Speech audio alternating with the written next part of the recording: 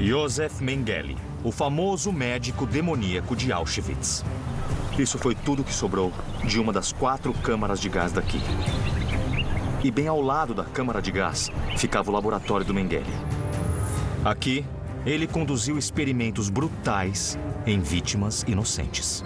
Por aqueles experimentos com crianças, ele merece ir ainda mais fundo no inferno. Assim que terminava, ele matava suas vítimas para aprofundar sua pseudociência distorcida.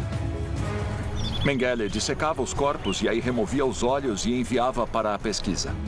O que corrompeu tanto um médico para que ele entrasse para a história como o anjo da morte?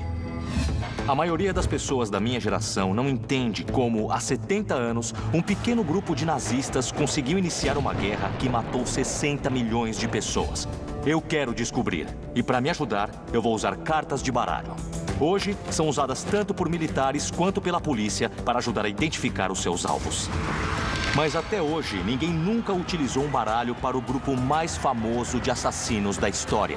Atuando com peritos, eu quero descobrir onde cada um desses nazistas se posiciona na hierarquia do mal. O meu nome é James Ellis e este é Hitler e sua corrente do mal. Józef Mengele acabou se tornando o rosto dos experimentos médicos nazistas. O que foi que Mengele fez que o deixou tão conhecido? Guy. Mengele não era o único médico nazista fazendo esse tipo de trabalho, entre aspas. E o motivo de pensarmos nele é porque ele conseguiu se safar. Muitas das ideias por trás dos experimentos de Mengele estavam alinhadas com o pensamento científico da época em questões como raça e eugenia. O que não estava alinhado com o pensamento científico da época eram as práticas. Não há dúvidas de que o trabalho dele era antiético, mas uma coisa que precisamos considerar é a distinção entre a ética da ciência e a validade da ciência. Elas não são a mesma coisa. Podemos ter uma ciência bem ética que seja mal conduzida e podemos ter pesquisas científicas muito bem conduzidas, mas totalmente antiéticas. O importante a considerar é até que ponto a ciência de Mengele era ética ou válida ou nada disso. O trabalho dele deveria ser salvar vidas, mas ele realizou algumas das mais terríveis atrocidades cometidas pelos nazistas. O que permitiu que ele fizesse aquilo?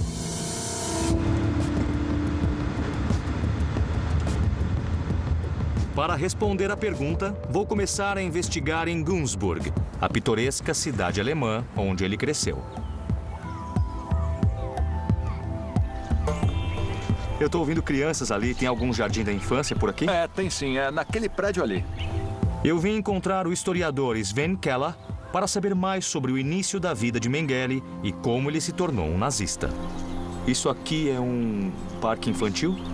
Sim, este aqui é o Parque Ruth Mengele. É uma homenagem a alguém da família Mengele? Isso, é uma homenagem à esposa de um dos irmãos de Józef Mengele.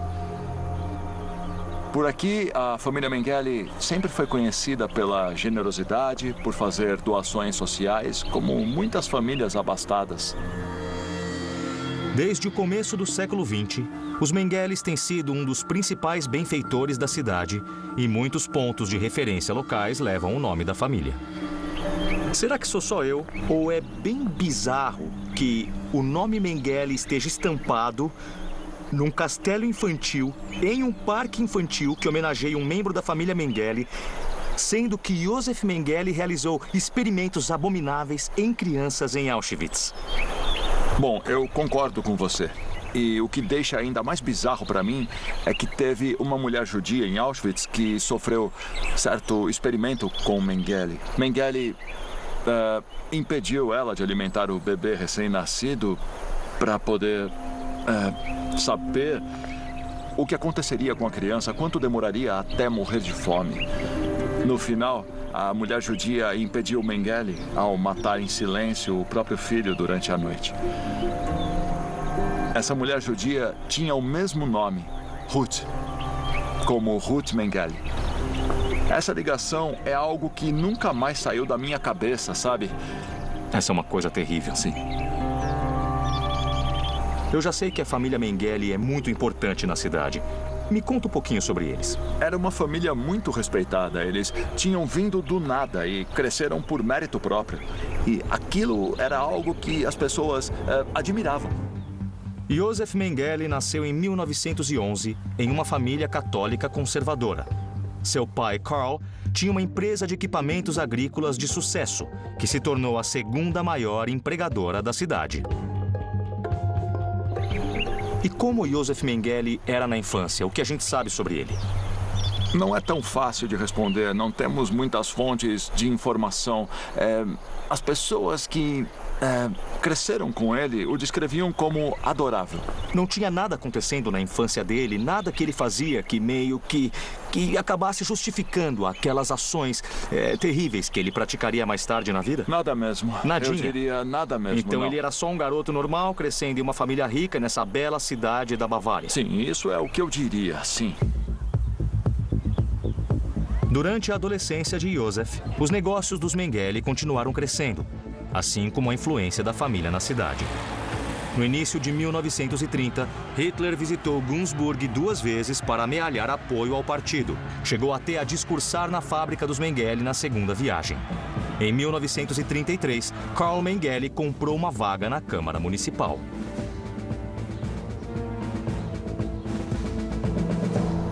Essa rua é batizada em homenagem ao pai de Joseph Mengele. É o pai de Joseph Mengele, sim. Eu não me lembro de outra família nazista famosa cujo nome de família esteja em placas de rua. Por que ainda não retiraram isso daí? É que se trata de uma relação bem complexa que a cidade tem com a família. Pois é.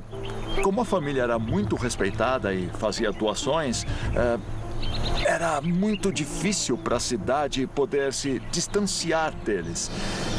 Eu, pessoalmente, já teria tirado os nomes.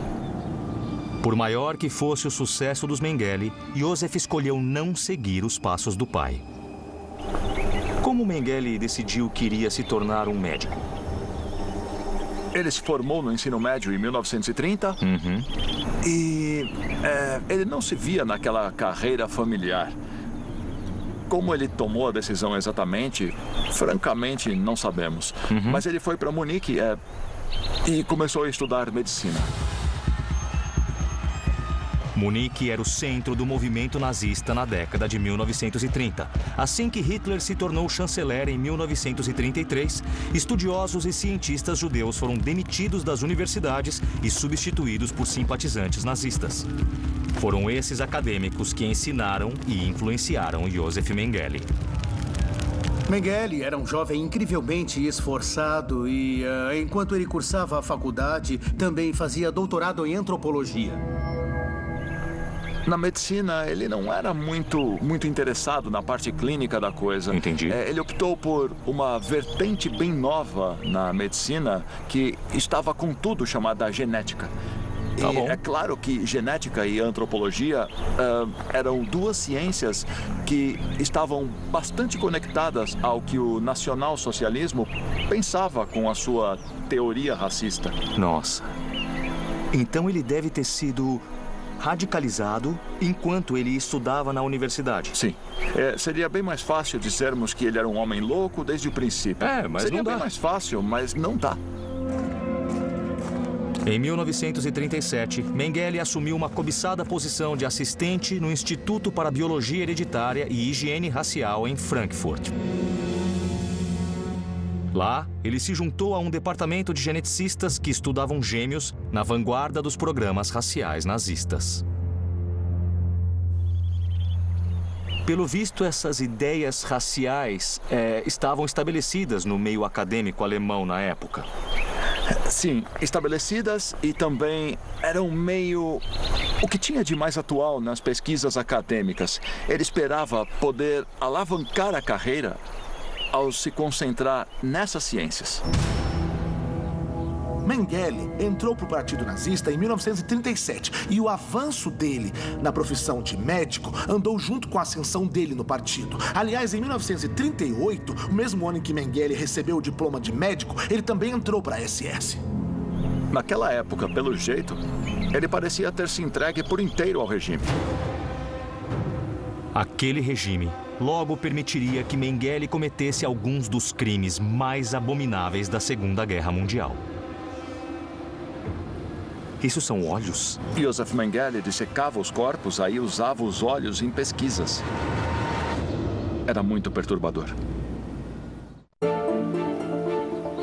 Eu estou no sul da Alemanha, na cidade de Günzburg, com o historiador Sven Keller, descobrindo a origem da pseudociência sádica de Josef Mengele. O que eu queria te mostrar é esse memorial aqui. Ele foi feito para as vítimas de Josef Mengele. Isso, nossa. Isso aí são olhos? São olhos, sim. Como Mengele era fascinado pelas cores dos olhos, ele acabou removendo os olhos de diversas das suas vítimas. E é por isso que o memorial para as vítimas de Mengele, que foi erguido na cidade natal dele, consiste de muitos e muitos olhos. Em um experimento especialmente maligno, Mengele tentou mudar a pigmentação dos olhos de 36 crianças. Ele injetou corantes nelas, levando a uma dor excruciante e a cegueira. Assim que terminou, Mengele não viu mais utilidade para as crianças e as enviou para a câmara de gás. Eu gosto desse memorial e gosto especialmente por ter sido feito por estudantes de uns colégios da cidade. Ah, sério? Sim, eles tiveram essa ideia de usar os olhos das vítimas de Mengele para causar essa conexão nas pessoas que visitassem este memorial e, ao mesmo tempo, lidar com essa história da cidade, essa parte do passado da cidade. E, para mim, foi a melhor escolha. Que tipo de mundo permitia que jovens médicos como Mengele cometessem crimes tão cruéis? O que foi que abriu as portas para essa ciência louca e macabra? Para descobrir, eu vim para Berlim, o antigo centro científico da Alemanha nazista. Alexandra, muito prazer. Muito prazer. Eu estou com a doutora Alexandra Lovenau, uma historiadora e perita na eugenia durante o Terceiro Reich. O movimento eugênico objetivava destruir ou eliminar doenças mentais. E, eu diria não só doenças mentais, mas também deformações físicas. A eugenia é um conjunto de crenças e práticas que buscam melhorar a composição genética da raça humana. Hoje, esse tipo de eugenia negativa é obviamente visto por todos como algo repugnante. Nos anos 1930, os nazistas usaram da eugenia para ajudá-los a realizar o sonho de Hitler da raça superior. Começaram eliminando os chamados alemães defeituosos. Menos de 6 meses após Hitler ter tomado o poder, todo alemão com deficiências, doenças mentais ou diagnosticado com doenças hereditárias foi forçado a passar por esterilização. Cerca de 400.000 pessoas foram esterilizadas. Aquelas com doenças psicológicas não podiam se reproduzir, ter filhos. Mas evitar que os chamados alemães sem valor tivessem filhos não foi o suficiente para o Führer. Os nazistas não só queriam impedir pessoas com doenças mentais e físicas de se reproduzirem, como queriam eliminar qualquer necessidade de gastos com o tratamento delas. O governo nazista decidiu que era simplesmente caro demais mantê-los vivos. Portanto, eles deveriam ser assassinados. Sim. Eles começaram com as crianças abaixo dos 3 anos. E quem matava essas crianças todas? Os médicos. Mengele fazia parte de um tipo de comunidade médica nazista que, de fato, pensava que qualquer um com deficiências ou, entre aspas, defeituoso de algum modo, deveria ser morto. Em 1939, Hitler ordenou a adição de câmaras de gás a 6 instituições específicas. Pacientes considerados inaptos para viver eram enviados para lá e mortos. Era uma operação clandestina, mais tarde batizada de Aktion T4. Acontece que era basicamente impossível manter aquilo tudo em segredo. Hitler precisava evitar críticas da população durante a guerra, e o Aktion T4 foi cancelado em agosto de 1941. Mas os nazistas ordenaram que os médicos continuassem matando de uma forma mais discreta. pensando em alguém que exerce uma profissão que deveria curar as pessoas e salvar vidas, o que o leva a cometer mortes em massa? A maioria dos médicos do Action T4 era um tanto jovem, como o Mengele. Eram pessoas que tinham se formado com uns 30 e poucos. Diziam para os alunos não desperdiçarem tempo, energia e a carreira, tentando ajudar pessoas que não tinham salvação, porque essas pessoas não iriam melhorar. Até o fim da guerra, os médicos nazistas assassinaram outras 200.000 pessoas. Aquilo era assustador só pela ideia de um ser humano que não era perfeito de alguma forma ser considerado um esgoto sobre o resto da humanidade e que era preciso eliminar todas essas pessoas. Ou assassinavam ou as esterilizavam, porque assim estariam deixando a humanidade muito melhor. Isso era totalmente maligno, porque eles não aceitavam o fato de o ser humano não ser perfeito. Depois que os cidadãos mais vulneráveis do Reich foram mortos pelas pessoas que juraram cuidar deles, os médicos nazistas levaram a desumanidade mais adiante.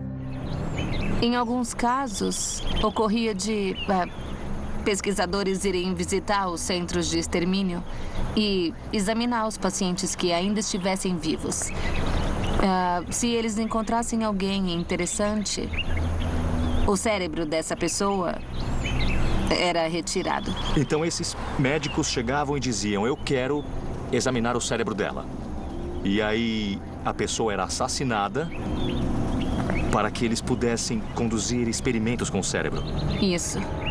Na verdade, eles viam essas pessoas como uma grande oportunidade, uma fonte sem fim de material de pesquisa. Que coisa horripilante. É mesmo, sim. Isso fazia aquele processo todo de eutanásia pior ainda. E pelo envolvimento, os pesquisadores que estavam conduzindo pesquisas científicas com cérebros eram assassinos. Muitos médicos estavam especialmente atraídos pela pseudociência racial e a ideologia barata do Partido Nazista, porque combinavam muito bem com muitas das opiniões médicas da época. Os interesses científicos de Mengele nunca se separaram das teorias de ciência racial estabelecidas na época e especialmente das ideias nazistas de higiene racial.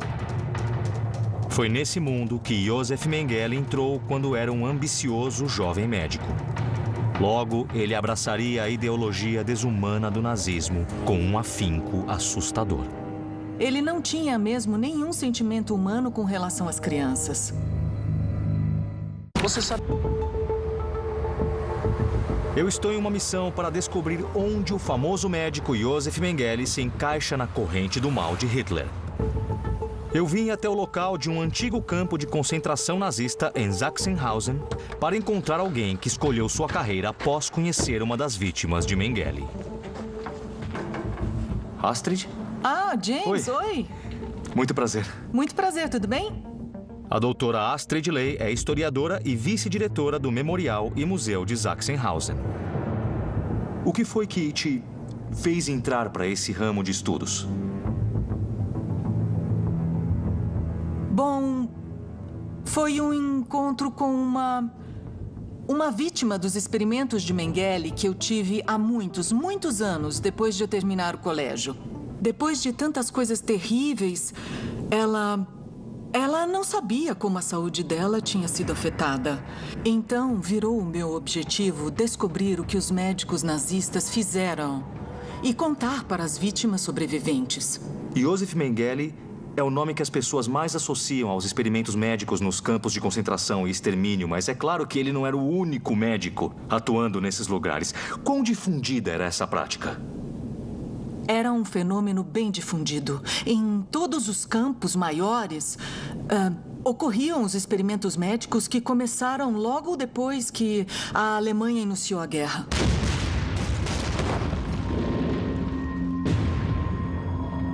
Os nazistas também encorajavam experimentos médicos para dar apoio aos esforços de guerra. os médicos tentavam curar feridas resultantes da guerra ao testarem vacinas para doenças infecciosas que apareciam durante a guerra, como hepatite ou tifo. O Führer proporcionou uma área de testes vasta e profundamente perturbadora para médicos antiéticos como Josef Mengele, que buscavam fazer história na medicina. Para médicos e pesquisadores ambiciosos, as amarras éticas sobre o uso de cobaias humanas às vezes eram frustrantes. O sistema de campos de concentração oferecia cobaias para que os médicos pudessem experimentar o quanto quisessem. Que tipos de experimentos médicos eram realizados aqui? Naquela época, as pessoas não conheciam a hepatite, como hoje em dia elas conhecem e sabem que é uma infecção viral. Aí o que o médico fez foi ir até Auschwitz e selecionar com Mengele 11 garotos judeus. Os garotos foram trazidos para Sachsenhausen. Os garotos foram infectados com tecidos retirados de soldados alemães que sofriam de hepatite. Nós temos testemunhos de um enfermeiro desses prisioneiros. É de um homem que descreveu como os garotos choravam pela dor extrema e como estavam assustados. E os médicos pareciam nem ligar. Para os nazistas, aqueles garotos poloneses judeus não eram nada além de cobaias. Durante a guerra, uma série de experimentos médicos obscuros foi conduzida nos 8 maiores campos de concentração. Como era possível que um médico cuja missão é cuidar das pessoas fazer coisas tão cruéis? É isso que nós realmente não entendemos. Isso mostra uma grande habilidade de se distanciarem do sofrimento daquelas vítimas. E só é possível esse tipo de atitude quando não se considera aquela pessoa como um ser humano. Empatia é a habilidade de sentir o que outra pessoa está sentindo. Se você fica triste ao ver outra pessoa triste ou tem medo quando vê outra pessoa assustada, isso é empatia. É óbvio que os nazistas não sentiam empatia, porque eles desumanizavam tanto estas vítimas a tal ponto que eles não sentiam empatia porque elas não eram pessoas como eles.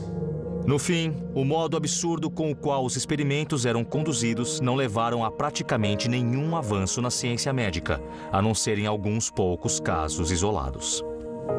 Hoje, nós sabemos que a hepatite é uma doença viral por conta desse experimento. Meu Deus, isso é tão perturbador.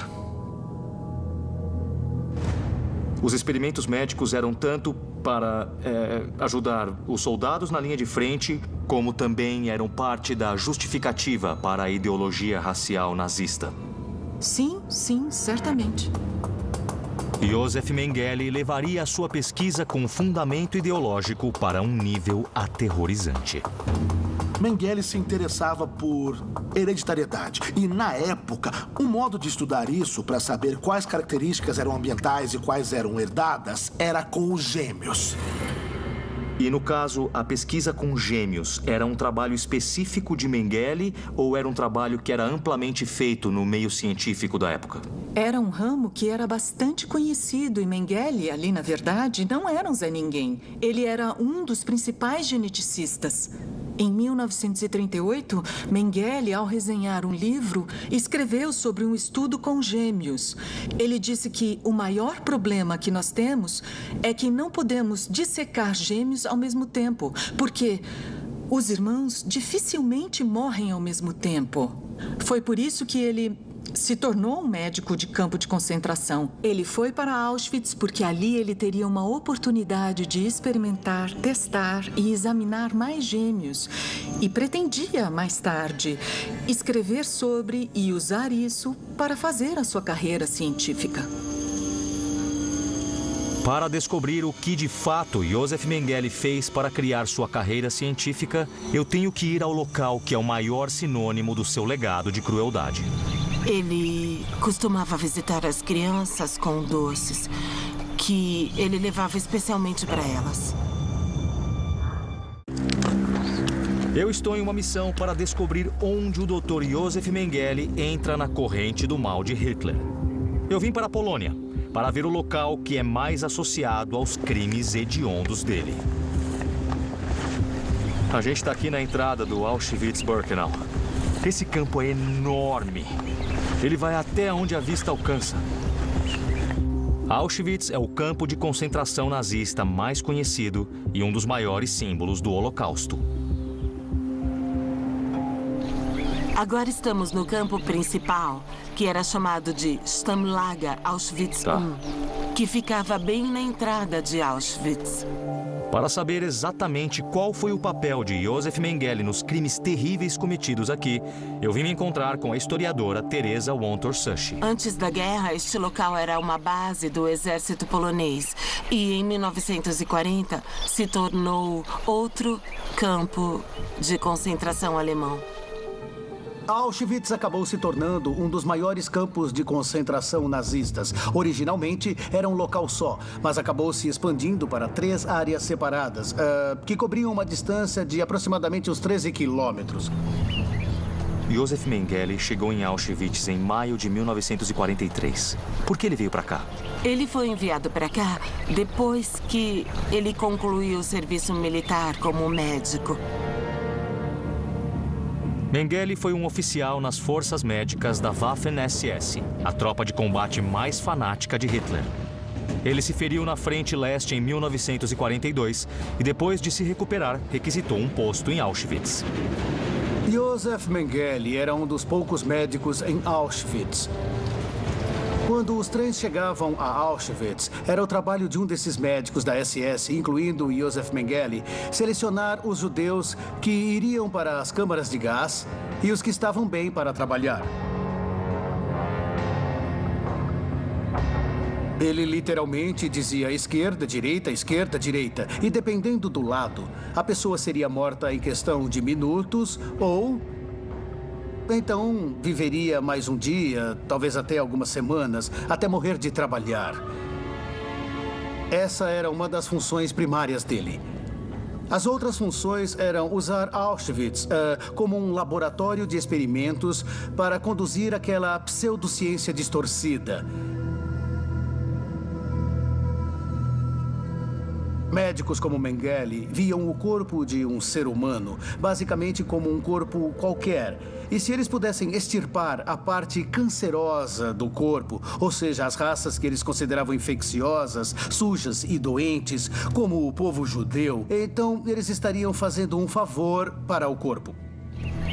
Eles começaram a mandar para cá famílias e começaram a mandar crianças. E ter famílias significava ter gêmeos e trigêmeos juntos para aqueles experimentos. O real objetivo da pesquisa de Mengele com múltiplos ainda não está claro. Mas acredita-se amplamente que ele poupava gêmeos das câmaras de gás porque esperava encontrar neles o caminho para criar geneticamente a raça superior de Hitler. Na época, o código genético não era muito compreendido. Ele estava realizando algumas das primeiras pesquisas sobre os estudos hereditários com centenas de gêmeos. Os gêmeos eram considerados úteis para esse tipo de pesquisa porque analisavam 2 pessoas com material genético idêntico e viam o que era igual nelas e o que era diferente. E assim eles concluíam quais características eram influenciadas pelo ambiente e quais eram herdadas. Antes, Mengele tinha que diferenciar quais características eram replicadas e quais mostravam variações. Só então ele poderia tentar eliminar o que chamava de traços raciais impuros e indesejados. Ele costumava visitar as crianças romenas em Birkenau com brinquedos e com doces, que ele levava especialmente para elas. Ele levava brinquedos e doces? Ele levava, sim. Era assim que as crianças se lembravam Então ele dele. chegava com brinquedos e docinhos e depois levava elas para sofrerem naqueles experimentos absurdos. É isso mesmo. Quando as crianças estavam dentro do laboratório de Mengele, começava a tortura. Cirurgia sem anestesia, testes dolorosos, amputações desnecessárias, feridas deliberadamente infeccionadas e exposição a doenças fatais eram parte da rotina. Mengele ficava desprovido de humanidade enquanto ele conduzia os experimentos que, para ele, eram em nome do progresso científico. Ele não se importava que fossem incrivelmente cruéis e causassem um sofrimento terrível às vítimas. Muitas das vítimas de Mengele morriam antes do fim do experimento com elas. As que sobreviviam raramente iam longe. E no fim de tudo aquilo, as crianças eram mortas. Era o que acontecia com a maioria delas. Então, depois que elas passavam pelos experimentos e eram mortas, alguém conduzia uma autópsia nos corpos. Exatamente. Claramente, é preciso muito sadismo para realizar experimentos em pessoas vivas e depois matá-las só para tentar descobrir algo. Tem uma história horrenda de que Mengele e um outro médico de Auschwitz discutiam sobre se uma criança tinha tuberculose ou não.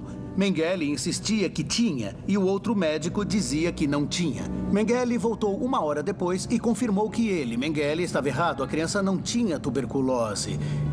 E como ele descobriu? Ele a matou, a dissecou, só para tentar ganhar uma discussão médica. A maioria dos gêmeos em Auschwitz morreu pelos experimentos de Josef Mengele.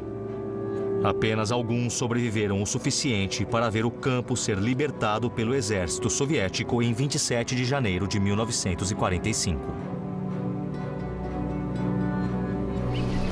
Assim como muita gente, eu já li sobre esse lugar.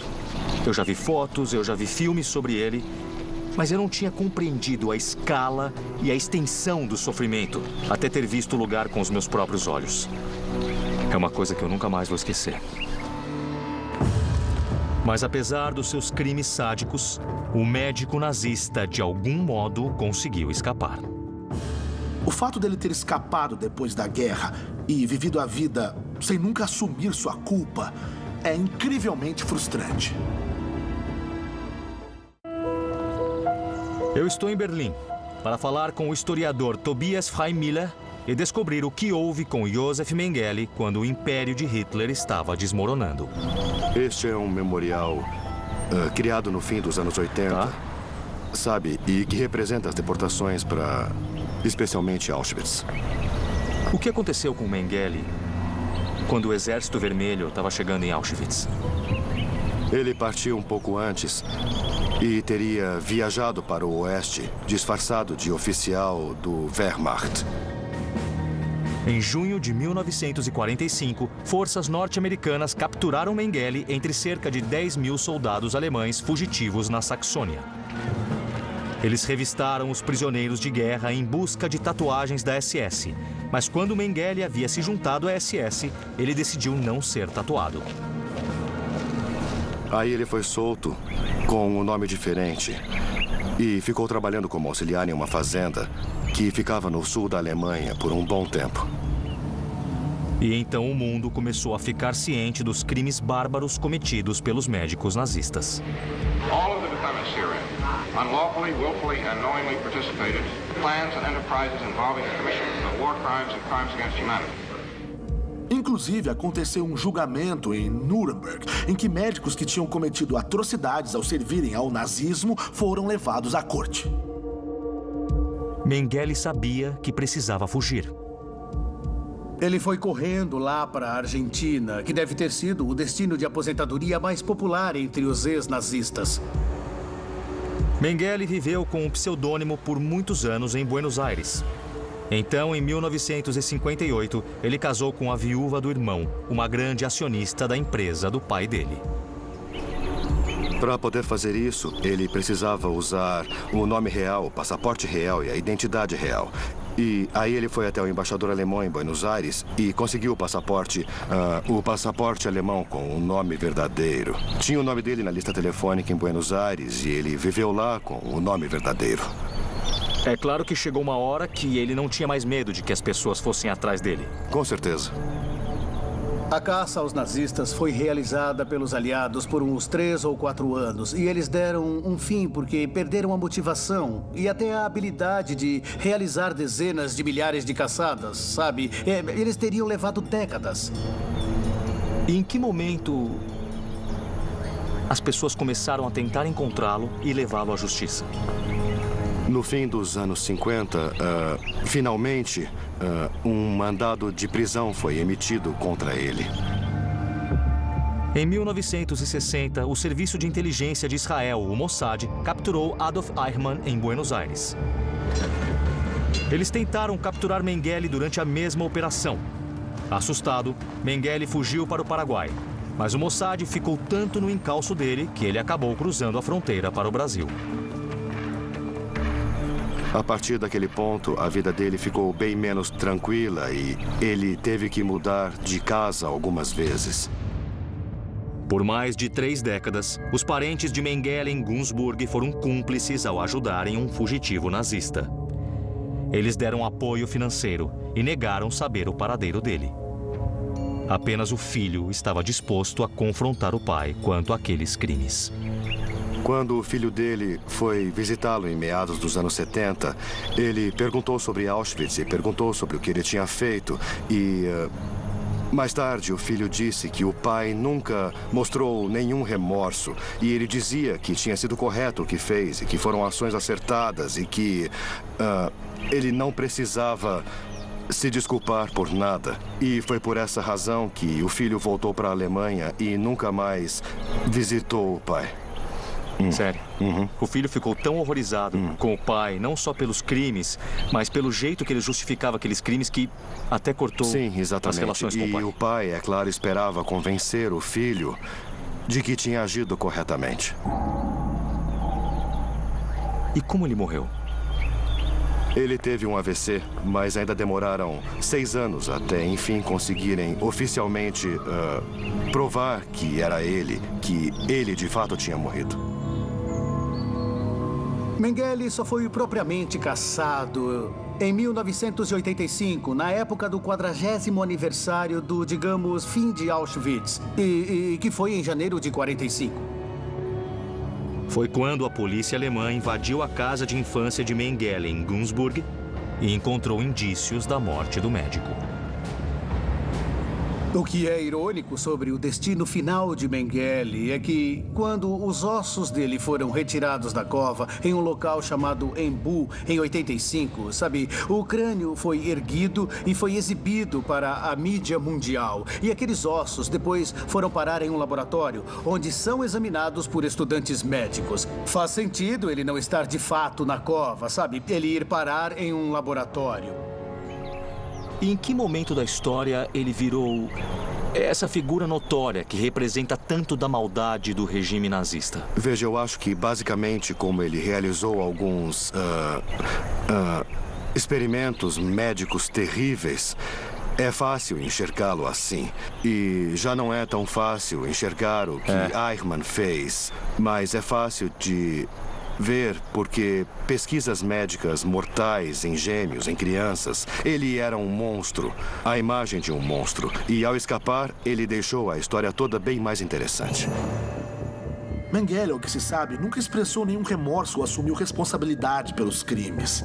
O fato dele ter escapado depois da guerra, vivido a vida e morrido por um AVC enquanto nadava é incrivelmente frustrante.